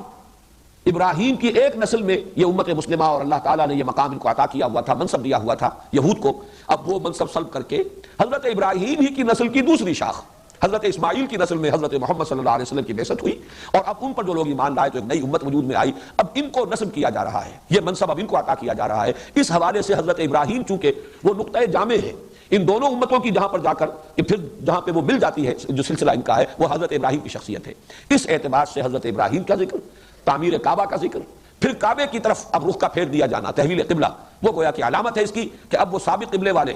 یعنی یہود جن کا قبلہ رہا یروشلم، بیت المقدس، اب وہ معزول کر دیے گئے، اب اس کعبے کے گرد ایک نئی امت محمد وجود میں آ گئی اور اس کا نصب عمل میں آ چکا، وہ اب اس منصب پر فائز کر دیے گئے۔ یہ ہے 18 رکوع جو پہلے ہیں نصف اول کے، 4 تمہیدی، 10ویں خطاب بنی اسرائیل سے براہ راست، اور پھر 4 کے اندر وہ تحویل جو ہے کہ ایک کی معزولی کا اعلان اور دوسرے کے اس منصب پر فائز کرنے کا اعلان۔ اس کے بعد جو بقیہ ہے 22 رکوع، اب خطاب شروع ہوا براہ راست امت مسلمہ سے، گویا کہ تحویل قبلہ ایک طرح کی کورونیشن تھی، تاج پوشی تھی، امت مسلمہ امت محمد صلی اللہ علیہ وسلم اب اس مقام پر فائز کر دی گئی، اس کی تاج پوشی ہو گئی۔ اب ان سے خطاب ہے، اس خطاب کے بارے میں وہ تشبیہ عرض کر رہا تھا کہ وہاں غور کیجئے تو مضامین جو ہیں بظاہر، یہ لفظ مناسب نہیں ہے قرآن کے لیے، لیکن بظاہر کٹے پھٹے سے نظر آتے ہیں، یا یوں کہیے کہ بظاہر مضامین گڑبڑ نظر آتے ہیں۔ ابھی نماز کا ذکر ہو رہا تھا، ابھی کہیں جہاد کا ذکر شروع ہو گیا، ابھی کہیں کوئی اور بات آ گئی، تو بیچ میں کوئی تسلسل نہیں ہے۔ اس کے لیے میرے سامنے تو تمثیل آئی تھی، تشبیہ آئی تھی اللہ تعالیٰ کی طرف سے، اور بڑی خوبصورت تمثیل ہے کہ آپ ایک ایسی رسی کا تصور کریں جو 4 لڑیوں سے بٹی گئی ہو۔ اب جب بٹ دیا جاتا ہے، فرض کیجئے کہ اس کے رنگ جدا جدا ہیں، ایک سفید ہے، ایک سرخ ہے، ایک نیلی ہے، ایک فرض کیجئے سبز ہے یا پیلی ہے۔ جب ان کو بٹ دیا جائے گا تو کوئی رنگ بھی مسلسل نظر نہیں آئے گا، کٹے پھٹے نظر آئیں گے۔ اگر آپ ایک طرف سے دیکھیں گے تو سفید ہے، سرخ ہے، نیلا یا پیلا ہے، اور یا سبز ہے، پھر سفید ہے، سرخ ہے، پھر نیلا یا پیلا ہے، پھر سبز ہے، اس طریقے سے رنگ جو ہے کٹے پھٹے نظر آئیں گے۔ اگرچہ آپ اگر اس کو کھول دیں تو معلوم ہوگا کہ سبز لڑی بھی سیدھی ہے، مسلسل ہے، سفید ڈوری بھی مسلسل ہے، سیدھی ہے، نیلی بھی سیدھی ہے، سرخ بھی سیدھی ہے۔ اس اعتبار سے 4 لڑیاں ہیں جو باہم آپس میں بٹی ہوئی ہیں ایک رسی کی شکل میں۔ ان کو بھی 2 کے 2 جوڑوں میں سمجھیے، ایک ہے احکام شریعت، یہ کرو یہ نہ کرو، اور ایک ہے جہاد فی سبیل اللہ۔ پھر پہلے کے بھی 2 حصے ہیں، احکام شریعت میں عبادات ہیں اور معاملات ہیں، اور دوسری طرف جہاد میں انفاق یا جہاد بالمال بھی ہے، اور قتال جہاد بالنفس بھی ہے۔ تو 4 یہ جو ڈوریاں ہیں یا 4 لڑیاں ہیں، ایک میں عبادات سے متعلق احکام، دوسرے معاملات انسانی سے متعلق احکام، تیسرے انفاق فی سبیل اللہ جہاد بالمال، چوتھے قتال فی سبیل اللہ یا جہاد بالنفس۔ ان 4 لڑیوں کو اس طریقے سے بٹ دیا گیا ہے ایک رسی کی شکل میں کہ یہ 4 مضامین ایک دوسرے کے بعد مختلف وقفوں سے آ رہے ہیں۔ بہرحال ان سب میں خطاب جو ہے وہ امت مسلمہ سے۔ اس اعتبار سے اب ان میں جو پولرائزیشن ہے یا ان میں جو تقسیم ہے 4 مضامین کی، وہ ورٹیکل نہیں ہے، ہاریزونٹل ہے۔ وہ 4 لڑیاں ہیں جو چل رہی ہیں مسلسل، اور وہ 4 لڑیاں جو ہیں آپس میں بٹے ہونے کی وجہ سے بظاہر کٹی پھٹی نظر آتی ہیں۔ یہ ترتیب ہے سورہ بقرہ کے مضامین کا تجزیہ۔ 40 رکوع، 18 ادھر 22 ادھر۔ 18 میں خطاب امت مسلمہ سابقہ یہود سے، 22 میں خطاب امت مسلمہ موجودہ یعنی ہم مسلمانوں سے۔ پہلے 18 میں 10 درمیانی میں براہ راست خطاب یہود سے، 4 تمہیدی شروع میں، 4 تحویلی، امت سابقہ معزول، اور یہ امت نئی جو محمد رسول اللہ پر ایمان کی بنیاد پر وجود میں آئی، جس کا مرکز ہے، جس کا قبلہ ہے خانہ کعبہ، اب یہ اس مقام پر فائز کر دی گئی۔ بقیہ میں 22 رکوعوں میں 4 مضامین کی لڑیاں ہیں جو بٹی ہوئی ہیں، احکام عبادات سے متعلق، معاملات سے متعلق، اور جہاد بالمال اور جہاد بالنفس یا قتال فی سبیل اللہ۔ اب اس کے بعد آئیے ہم سورہ بقرہ کا آغاز کرتے ہیں، اور اس میں سب سے پہلے آ رہے ہیں حروف مقطعات الف لام میم۔ آج اگر اسی کے بارے میں ہم چند باتیں نوٹ کر لیں تو میں سمجھتا ہوں کہ آج کا حق ادا ہو جائے گا، اس سے آگے پھر انشاءاللہ کل چلیں گے۔ حروف مقطعات کے بارے میں چند باتیں تو وہ ہیں کہ جو بالکل قطعی ہیں، متفق علیہ، وہ پہلے نوٹ کر لیجئے۔ مقطعات انہیں کیوں کہا جاتا ہے؟ قطع کاٹا، قطع ٹکڑے ٹکڑے کر دیا۔ یہ قطع سے باب تفعیل ہے، تقطیع، قطع یقطع تقطیع، ٹکڑے ٹکڑے کر دینا۔ اس لیے کہا جاتا ہے کہ انہیں علیحدہ علیحدہ پڑھا جاتا ہے، لکھے ہوئے ہیں الف لام میم جڑے ہوئے، لیکن علم نہیں پڑھ سکتے اس کو۔ الف لام میم، ہے اور میم جڑے ہوئے لکھے ہوئے ملیں گے آپ کو قرآن میں، لیکن ہا میم علیحدہ علیحدہ پڑھے جائیں گے۔ یاسین، یا سین، طٰہٰ، الف لام را، کاف ہا یا عین صاد، علیحدہ علیحدہ۔ تو چونکہ انہیں علیحدہ علیحدہ پروناؤنس کیا جاتا ہے، اس لیے ان کو حروف مقطعات کہا جاتا ہے۔ ان کے بارے میں جو متفق علیہ باتیں ہیں، ان کا حتمی یقینی مفہوم و معنی کسی کو معلوم نہیں سوائے اللہ اور اس کے رسول صلی اللہ علیہ وسلم۔ قال و اقول بہت ہے، لوگوں نے رائے دی ہے، اپنا اپنا ذوق ہے، اپنے مزاج کی مناسبت سے باتیں کہی ہیں، لیکن اس پر تقریباً اتفاق ہے کہ ان کا یقینی حتمی مفہوم کسی کو معلوم نہیں، یہ ایک راز ہے اللہ اور اس کے رسول کے مابین۔ اسی اعتبار سے بعض حضرات نے کہا کہ یہ ایک طرح سے کوڈ ورڈز ہیں، جیسے کہ کسی میسج کو کمیونیکیٹ کرنے سے پہلے کوئی کوڈ ورڈز دیے جائیں، تو شاید حضور صلی اللہ علیہ وسلم کو پہلے یہ الفاظ پہلے جو ہے کمیونیکیٹ کیے گئے ہوں، اور اس کے حوالے سے صورت نازل ہوئی ہے، تو یہ گویا کہ ایک سند کے درجے میں وہ الفاظ، وہ حروف جو ہیں اس کے ساتھ آئے ہیں۔ واللہ عالم، یہ بھی صرف ایک قیاس ہے، کنجکچر ہے، اس کے سوا کچھ نہیں۔ البتہ دوسری یقینی بات یہ ہے کہ حضور صلی اللہ علیہ وسلم سے ان کے معنی اور مفہوم کے ضمن میں مرفوعاً کوئی قول منقول نہیں۔ حضور نے نہیں بتایا کہ اس کے یہ معنی، اگر ہوتے تو یقیناً اس کے بعد ہمارے سر تسلیم خم ہوتا، ہم اس کو تسلیم کرتے، لیکن حضور نے ان کے معنی نہیں بتائے۔ اسی سے ضمنی طور پر ایک بات اور جو ذہن نشین کر لیجئے کہ عربوں کا ایک خاص مزاج تھا، وہ ہم یہاں سے انفر کر سکتے ہیں۔ وہ عمل کی طرف ان کا دھیان زیادہ تھا، توجہ زیادہ تھی۔ جن چیزوں کا کسی عمل سے تعلق نہ ہو اس کے بارے میں انہوں نے حضور سے سوال بھی نہیں کیا۔ یہ تو ہمارا جو ایک انداز ہے خاص طور پر، اور یہ عجمی انداز، ایرانی ذہن، بلکہ پورا آریائی ذہن، یہ کہا جاتا ہے کہ سیمیٹک جو سامی نسلیں ہیں ان کے اور آریائی نسلوں کے مابین یہ بڑا فرق و تفاوت ہے مزاج کا۔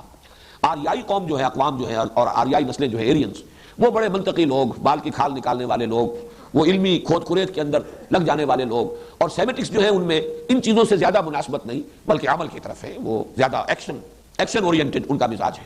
تو یہ چیز واقعتاً ثابت ہوتی ہے کہ صحابہ کرام نے بہت کم سوالات کیے ہیں حضور سے صلی اللہ علیہ وسلم ان چیزوں کے بارے میں جن کا تعلق انسان کے عمل سے نہیں ہے، بلکہ وہ صرف کسی علمی نوعیت کی چیز ہو، جس کی ایک بڑی نمایاں مثال میں نے بارہا بیان کی ہے، اس حدیث میں سامنے آتی ہے جو حضرت علی سے مروی ہے، حضرت ترمذی کی روایت ہے، فرماتے ہیں کہ حضور نے ایک دفعہ ارشاد فرمایا انہا ستکون فتنۃ، ان قریب ایک بہت بڑا فتنہ رونما ہوگا۔ اب حضور نے تو یہ خبر دے دی۔ حضرت علی فرماتے ہیں کہ میں نے سوال کیا مل مخرج منہا یا رسول اللہ، اے اللہ کے رسول سے نکلنے کا راستہ کون سا ہوگا؟ اب یہی وہ فرق نمایاں ہو جاتا ہے۔ میں یہ کہا کرتا ہوں کہ اگر ہم ہوتے تو ہم پوچھتے وہ کب ہوگا، کیوں ہوگا، کدھر سے آئے گا، کیسے آئے گا، کس صورت میں آئے گا، کچھ نہیں۔ یہ سارے سوالات جو ہیں یہ علمی نوعیت کے، معلوماتی نوعیت کے، کب، کیوں، کیسے، کدھر سے، یہ سارے کچھ نہیں پوچھا۔ حضرت علی نے پوچھا وہ چیز جس کا تعلق عمل سے ہے، اس سے نجات کی راہ کون سی ہوگی؟ بس آپ نے فرمایا فتنہ ہوگا، ہمارے لیے کافی ہے۔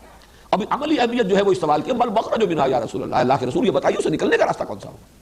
تو اس کے جواب میں جو حضور نے پھر ارشادات فرمائے ہیں وہ مدح قرآن اور قرآن مجید کی تعریف اس کے اعتبار سے واقعہ یہ ہے کہ بہت بڑا خزانہ ہے، وہ یوں فصاحت کا، بلاغت کا، ادبیت کا، اور پھر حکمت کا، علم کا، معرفت کا بہت بڑا خزانہ ہے۔ بہرحال یہاں صرف یہ نقطہ بیان کرنا تھا کہ اس سے معلوم ہوتا ہے کہ صحابہ نے بھی پوچھا نہیں ان کے بارے میں کہ یہ الفاظ کیا ہے۔ البتہ چوتھی چیز جو اسی سے متعلق پھر نتیجہ نکلا وہ یہ ہے کہ یقیناً یہ کوئی معروف اسلوب تھا عرب کا، ورنہ کوئی نہ کوئی سوال تو کرتے، صحابہ سوال نہ کرتے، چلیے تعظیماً نہ کرتے، یا یہ کہ چونکہ عمل سے متعلق ہے نہیں ہے لہذا نہ کرتے، لیکن یہ کہ لوگ تو اعتراض کرتے کہ یہ کیا الف لام میم، یہ کیا حامیم کاف ہا یا عین صاد، کیا معنی اس کے؟ یہ تو بے معنی سی باتیں ہیں، اس کے تو کوئی مفہوم سمجھ میں نہیں آیا۔ جبکہ قرآن کہتا ہے کتاب مبین، دعویٰ کرتا ہے کہ میں تو بالکل روشن کتاب ہوں، واضح کتاب ہوں، اس کے مضامین بالکل صاف ہیں، بالکل نمایاں ہیں، وَلَقَدْ يَسَّرْنَا الْقُرْآنَ لِلذِّكْرِ فَهَلْ مِن مُدَّكِرٍ۔ تو یہ کیا چیز ہے الف لام میم حامیم کاف ہا یا عین صاد، کیا معنی اس کے؟ لیکن یہ بھی ثابت ہے کسی نے اعتراض نہیں کیا۔ اس کا مطلب یہ ہے کہ یہ ان کے ہاں معروف اسلوب تھا۔ ان کے ہاں خطیب شاید خطبہ دیتے ہوئے پہلے اس طرح کے حروف کوئی بول کر، کوئی مناسبت بھی ہو سکتی ہے، وہ میں عرض کروں گا اس کے بارے میں کیا کیا مناسبتیں لوگوں نے اپنے جو بھی ذہن کی جو رسائی ہے اور جو بھی جولانی ہے فکر کی اس کے اعتبار سے بیان کیے ہیں۔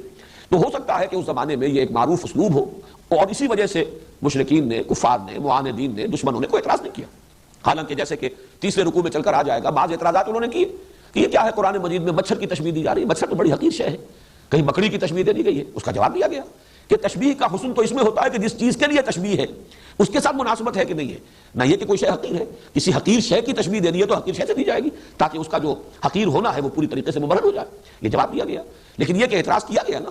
لیکن یہاں یہ ہے کہ ان حروف مقطعات کے استعمال پر اور ان کے قرآن مجید میں یعنی وحی میں شامل کیے جانے پر کوئی اعتراض بھی منقول نہیں ہے۔ یہ چار چیزیں تو ہیں متفق علیہ۔ باقی جو چیزیں ہیں کہ کیا کیا اس کے معانی اور مفاہیم کے بارے میں آراء ظاہر کی گئی ہیں، میں ان کو آپ کے سامنے رکھنے سے پہلے ذرا کچھ اسٹیٹسٹکس ہیں،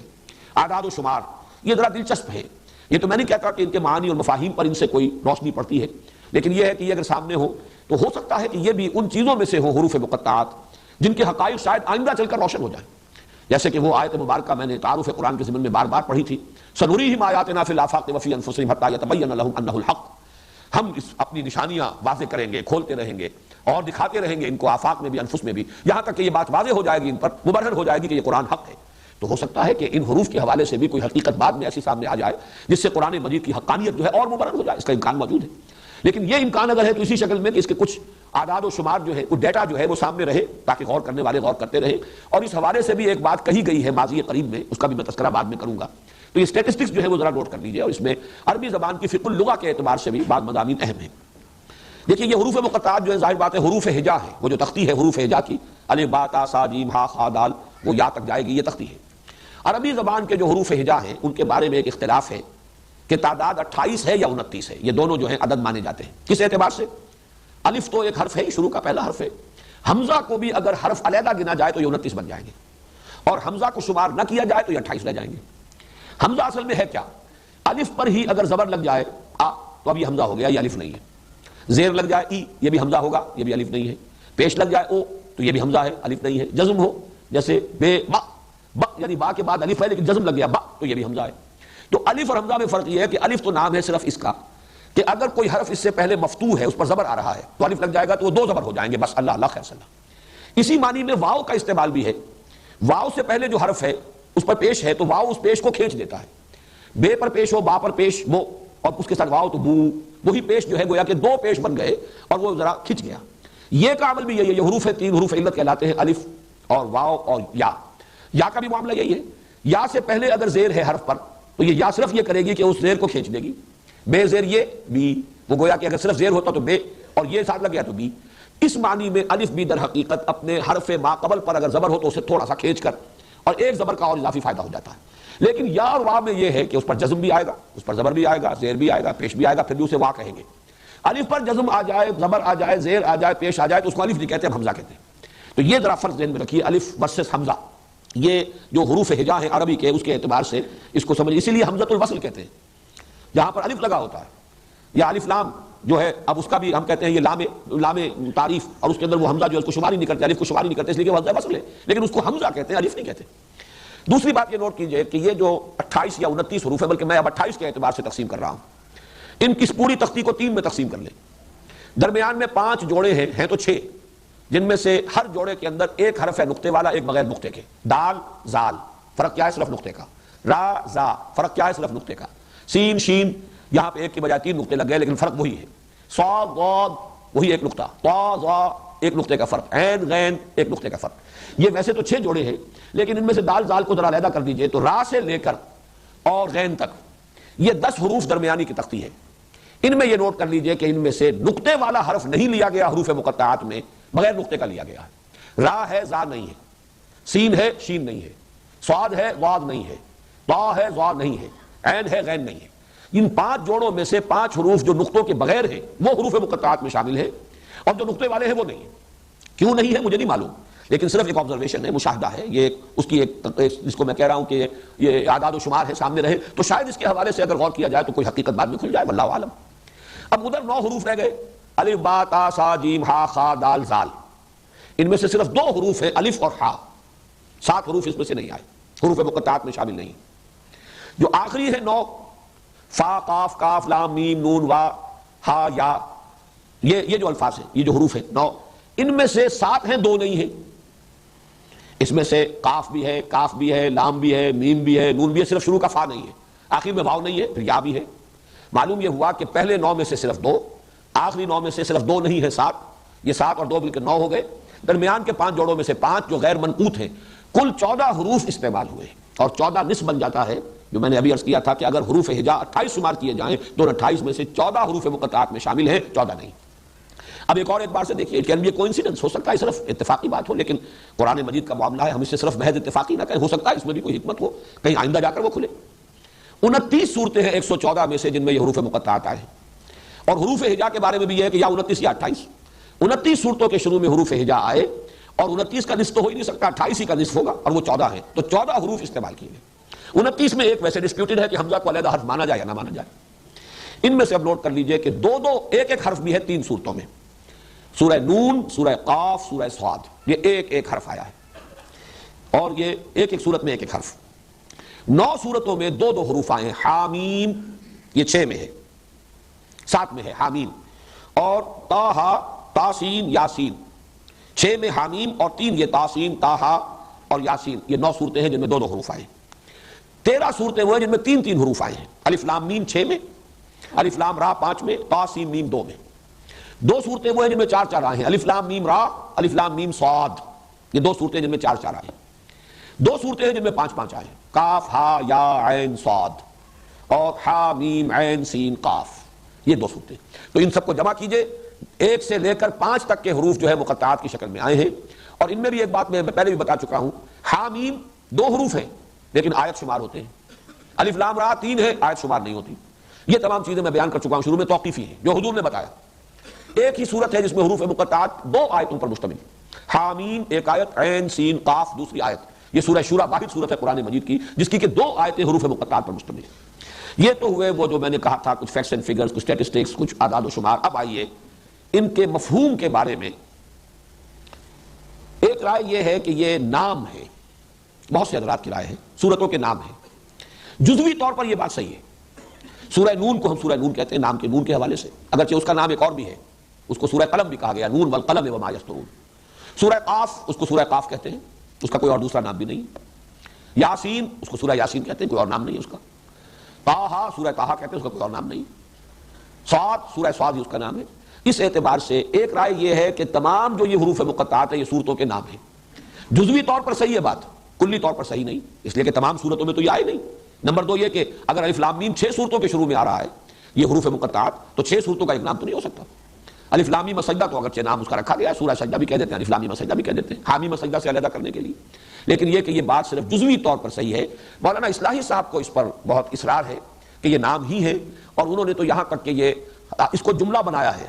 اور کہا ہے ھذا الف لام میم، الف لام میم سے پہلے ھذا کو گویا کہ محذوف مانا ہے، یہ الف لام میم ہے، یہ ترجمہ کیا ہے۔ لیکن میرا جیسا کہ میں نے عرض کیا ہے کہ میں سمجھتا ہوں کہ جزوی طور پر بات صحیح ہے، لیکن اس کو قاعدہ کلیہ نہیں بنایا جا سکتا، اس اعتبار سے بات ویلڈ نہیں ہے۔ ایک رائے دی ہے مولانا فراہی کے استاد مولانا فراہی رحمۃ اللہ علیہ نے، وہ رائے ویسے بڑی دلچسپ ہے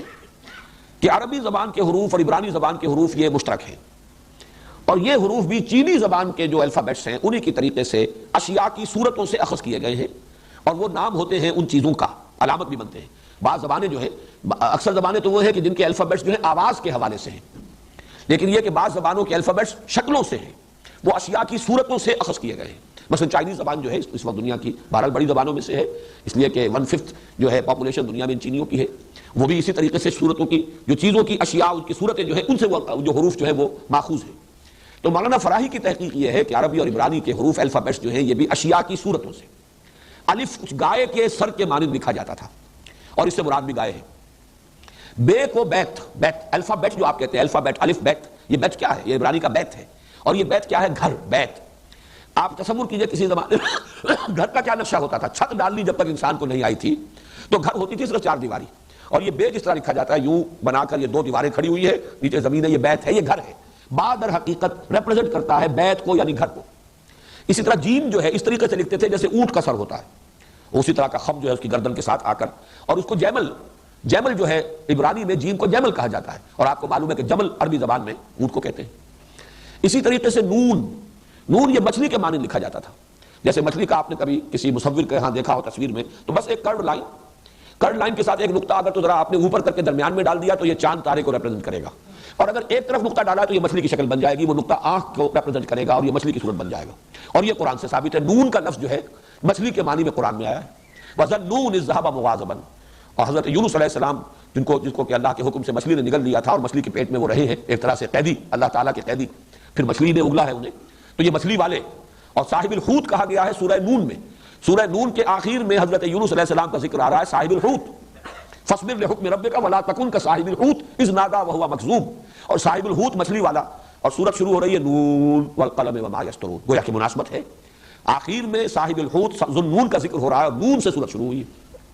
اسی طرح مولانا فرائی کا کہنا ہے کہ توئے جو لکھتے تھے یہ عبرانی زبان میں، تا جو ہے یہ سانپ کو ریپرزنٹ کرتی ہے، توئے، تا جسے ہم کہیں گے عربی کے اعتبار سے، اردو میں توئے کہتے ہیں۔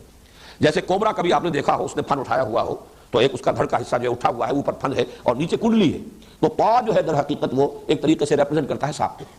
اور یہ بھی بات ہے صحیح۔ جن صورتوں میں حضرت موسیٰ علیہ السلام کے حالات جو ہیں خصوصاً ذکر کیے گئے ہیں، ان میں شروع میں جو حروف آئے ہیں وہ تا کے ساتھ ہیں، طٰہٰ، طٰہٰ تو تقریباً جو اس کے 5 رکوع ہیں وہ حضرت موسیٰ علیہ السلام کے حالات پر ہے، ان کا سب سے بڑا معجزہ یہی تھا کہ ان کی لاٹھی جو ہے وہ سانپ کی شکل اختیار کر لیتی تھی،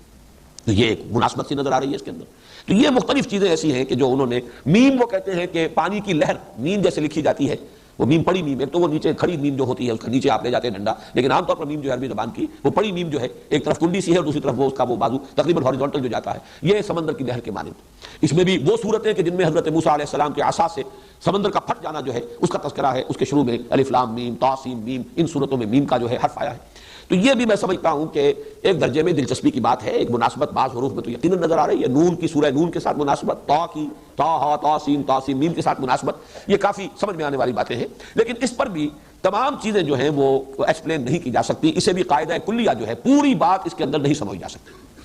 تیسری بات جس کا میں اشارہ کرنا چاہتا ہوں، میں نے عرض بھی کیا تھا، یہ موسٹ ریسنٹ واقعہ ہوا کہ 19 کے عدد کے حوالے سے ایک شخص نے، ڈاکٹر رشاد خلیفہ، امریکہ میں ہوتے تھے، یہ اب فوت ہو چکا ہے اور مرتد ہو کر فوت ہوا ہے، ویسے بھی پہلے بھی لوگوں کو دھوکہ ہوا ورنہ وہ شخص مسلمان نہیں تھا، بہائی تھا،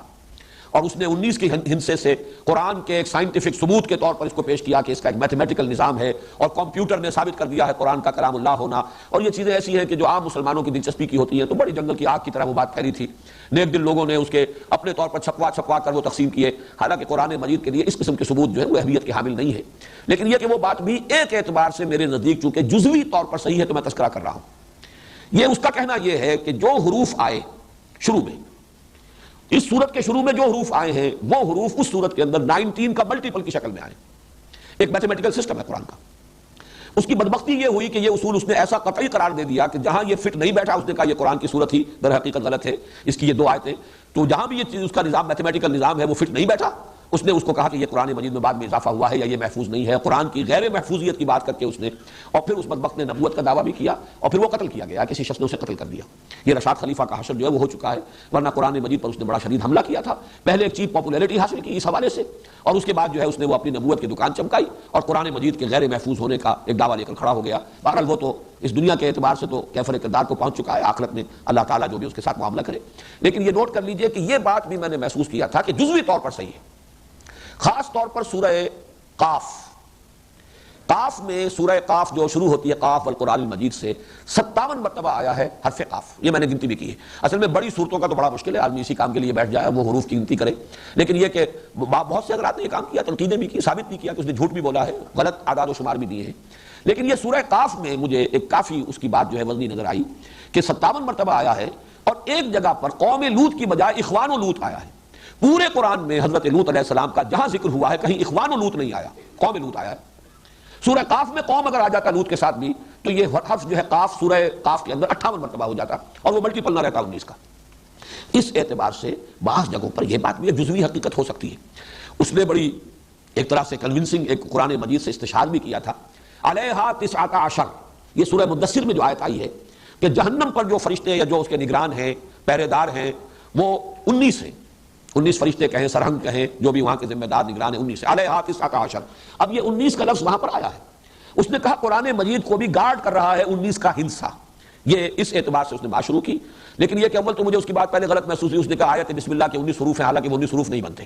وہیں پر اس کا در حقیقت بات کا غلط ہونا تو مجھ پر تو ثابت ہو گیا تھا، لہذا میں نے اس کی بات کو زیادہ سیریسلی لیا ہی نہیں۔ البتہ آج کی دنیا میں چونکہ ایک بہت بڑی معروف شخصیت ہے شیخ احمد دیدات، اور وہ عیسائیت کی تردید میں اور مناظرے جو انہوں نے کامیاب کیے ہیں عیسائی علماء سے اور پادریوں سے، اس میں جو انہیں اللہ نے کامیابیاں دی ہیں، اس کی وجہ سے وہ بہت پاپولر ہیں، بہت یعنی دنیا کے اندر عالم اسلام میں وہ بہت زیادہ متاثر ہو گئے تھے اس سے رشاد سے، اور انہوں نے اس خیال کو بہت پھیلایا ہے۔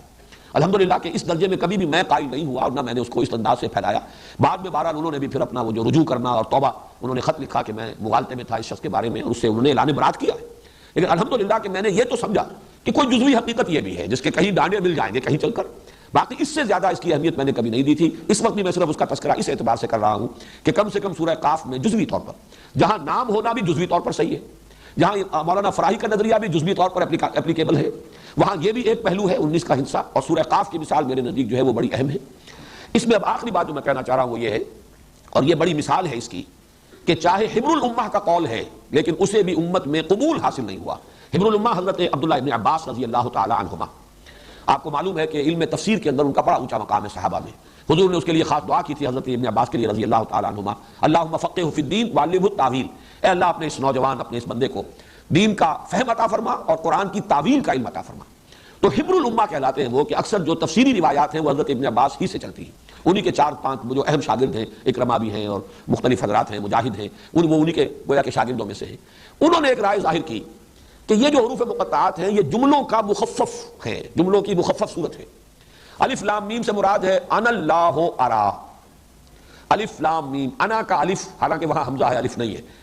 انا کا پہلا حرف، اللہ کا درمیانی حرف لام، اور ارا الف لام میم، انا اللہ اعلم، اعلم کا آخری حرف میم، تو انا اللہ اعلم، میں اللہ ہی سب سے بڑھ کر جاننے والا ہوں، یہ جملہ ہوا۔ اس کا پہلے لفظ کا پہلا حرف، درمیانی لفظ کا درمیانی حرف، آخری لفظ کا آخری حرف، الف لام میم بن گیا۔ الف لام را سے مراد ہے اللہ ارا۔ اب یہ بھی ان کا اپنا ایک خیال ہے، تو میں اس کو اس لیے دلیل کے طور پر لا رہا ہوں کہ ہمارے مفسرین نے اسے قبول نہیں کیا۔ اگر یہ ہوتا کہ حضور نے فرمایا ہوتا تو سر تسلیم خم، گردنیں گرانی ہے، بات ماننی ہے، لیکن یہ کہ ذاتی خیال، چونکہ یہ مرفوع قول نہیں ہے، حضرت عبداللہ ابن عباس رضی اللہ تعالیٰ عنہما کا ذاتی خیال ہے، لہذا اسے مفسرین نے صرف ذکر کر دیا ہے علمی ایک دلچسپی کے انداز میں۔ باقی یہ کہ اس قول کو بھی، خواہ وہ حبر الامہ کا قول ہے، اسے بھی قبول حاصل نہیں ہوا امت میں۔ میں سمجھتا ہوں یہ ایک اچھی سائن ہے امت کے اندر کہ جہاں تک تو حضور کا فرمان ہے اس پر چون و چرا نہ ہو، جب ثابت ہو جائے کہ حضور نے فرمایا۔ باقی جس کا قول بھی کوئی ہے اس کے اوپر ظاہر بات ہے کہ آپ دلیل سے اسے قبول کریں یا دلیل سے اسے رد کر دیں۔ بس حروف مقطعات کے بارے میں اسی قدر عرض کرنا تھا۔ اب کل انشاءاللہ تعالیٰ اب سورہ بقرہ کا ہم سلسلے وار مطالعہ کریں گے۔ حروف مقطعات کے بارے میں یہ ساری باتیں میں نے اس لیے نوٹ کرا دی ہیں کہ آئندہ بھی درس کے دوران جب یہ حروف آئیں گے تو مجھے پھر کبھی ان چیزوں کو ریپیٹ کرنے کی ضرورت نہیں ہوگی۔ بارک اللہ لی ولکم فی القرآن العظیم ونفعنی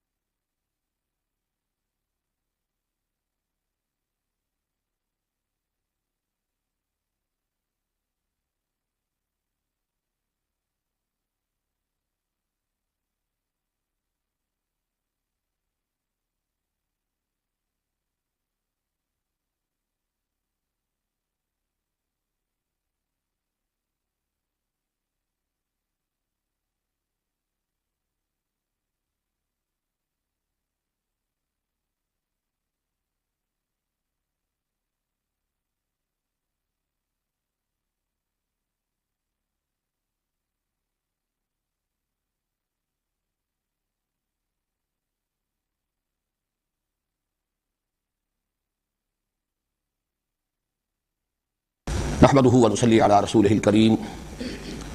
اما بعد فاعوذ بالله من الشيطان الرجيم بسم الله الرحمن الرحيم الف لام میم ذلك الكتاب لا ريب فيه هدى للمتقين الف لام میم ذلك الكتاب لا ريب فيه هدى للمتقين الذين يؤمنون بالغيب ويقيمون الصلاة ومما رزقناهم ينفقون والذين يؤمنون بما أنزل إليك وما أنزل من قبلك وبالآخرة هم يوقنون أولئك على هدى من ربهم وأولئك هم المفلحون إن الذين كفروا سواء عليهم أأنذرتهم أم لم تنذرهم لا يؤمنون ختم الله على قلوبهم وعلى سمعهم وعلى أبصارهم غشاوة وَلَهُمْ عَذَابٌ عَظِيمٌ صدق اللہ العظیم رب اشرح لي صدری ويسر لي أمری واحلل عقدة من لسانی يفقهوا قولی